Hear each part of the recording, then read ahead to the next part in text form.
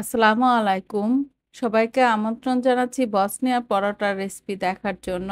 এই পরোটাটা ডুবো তেলে ভাজা হলেও কিন্তু এর মধ্যে কোনো তেল ঢুকে না। চেষ্টা করেছি খুবই সিম্পল আর মজার করে তৈরি করতে।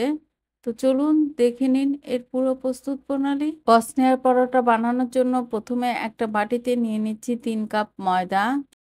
এই পরোটা বানানোর জন্য ময়দাই নিতে হবে, আটা দিয়ে কিন্তু ভালো হবে না। ময়দার মধ্যে দিচ্ছি ১.৫ টেবিল চামচ চিনি, ১.৫ চা চামচ ইস্ট। ৩ কাপ ময়দার জন্য ১.৫ চা চামচ ইস্টই দিতে হবে। এর চেয়ে বেশি ইস্ট দিবেন না, গন্ধ লাগবে। তেল দিচ্ছি ৩ টেবিল চামচ।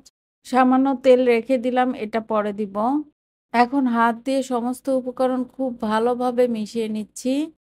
খুব ভালোভাবে মিশিয়ে নিয়েছি। এখন এর মধ্যে দিয়ে দিচ্ছি ১ চা চামচ লবণ, রুমের স্বাভাবিক তাপমাত্রায় থাকা একটা ডিম। এবার পৌনে ১ কাপ হালকা গরম দুধ অল্প অল্প করে দিয়ে একটা ডো বানিয়ে নিচ্ছি। সবটুকু দুধ দেওয়ার পর 1/4 কাপ হালকা গরম পানি দিয়ে খুব ভালো করে মথে নিচ্ছি। ভালো করে মথে নিয়েছি আর যে তেলটুকু রেখেছিলাম সেটা ডোটার গায়ে লাগিয়ে নিচ্ছি।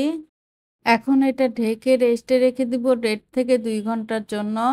২ ঘন্টা পর উপর থেকে প্লাস্টিক র‍্যাপারটা সরিয়ে নিচ্ছি। এটার ভিতরে যে বাতাস হয়েছে সেটা বের করে নিচ্ছি। আমি ডোটা রোদে রেখেছিলাম আর উপরে পরে প্লাস্টিক র‍্যাপার দিয়েছি, তাই ডোটা খুব তাড়াতাড়ি ফুলে উঠেছে। আপনারা ছোট বড় যেকোনো সাইজ করে ভাগ করে নিতে পারেন। আমি ১০ টা পরোটা বানাবো তাই ১০ টা ভাগে ভাগ করে নিচ্ছি। এবার প্রতিটা ভাগ হাতের তালু দিয়ে এভাবে গোল গোল করে নিচ্ছি। সবগুলো গোল করা হয়ে গেলে পিঁড়িতে সামান্য তেল দিয়ে একটা লেচি নিয়ে রুটি বানিয়ে নিচ্ছি। এই যে মাঝারি সাইজের একটা পরোটা বানিয়ে নিয়েছি, এখন এটা ভেজে নেব। চুলায় একটা প্যানে প্রায় ১.৫ কাপের মতো তেল খুব ভালোভাবে গরম করে নিয়েছি।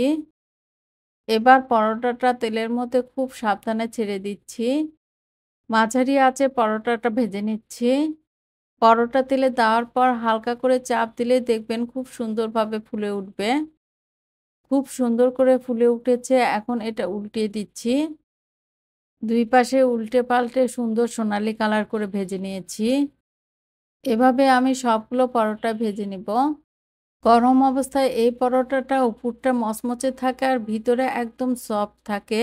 আর ঠান্ডা হওয়ার পর এই পরোটাটা শক্ত হয়ে যায় না, খুবই সফট থাকে। গরম ঠান্ডা ২ ভাবেই এই পরোটাটা খেতে খুবই মজা।